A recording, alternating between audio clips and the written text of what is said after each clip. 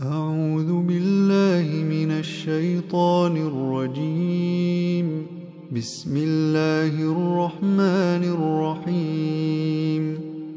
إن الله اصطفى آدم ونوحا وآل إبراهيم وآل عمران على العالمين ذرية بعضها من بعض والله سميع عليم. إذ قالت امرأة عمران رب إني نذرت لك ما في بطني محررا فتقبل مني إنك أنت السميع العليم.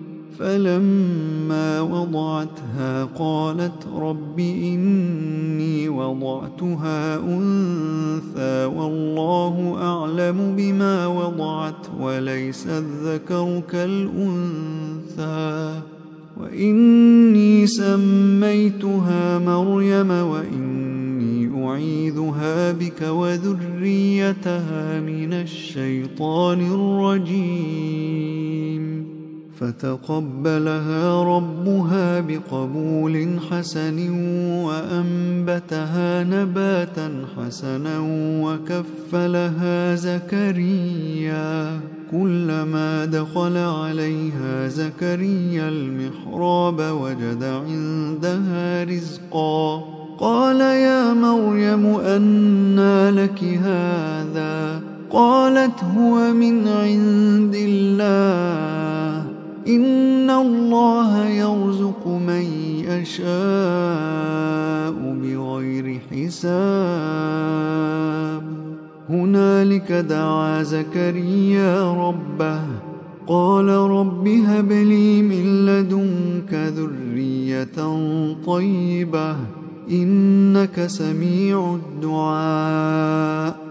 فنادته الملائكة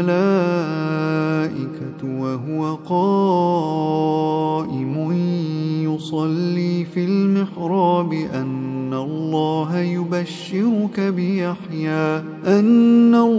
يبشرك بيحيى مصدقا بكلمة من الله وسيدا وحصورا ونبيا من الصالحين.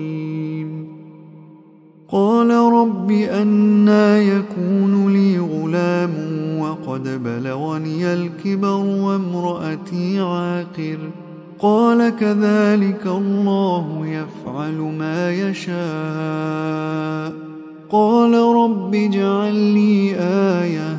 قال آيتك ألا تكلم الناس 3 أيام إلا رمزا واذكر ربك كثيرا وسبح بالعشي والإبكار.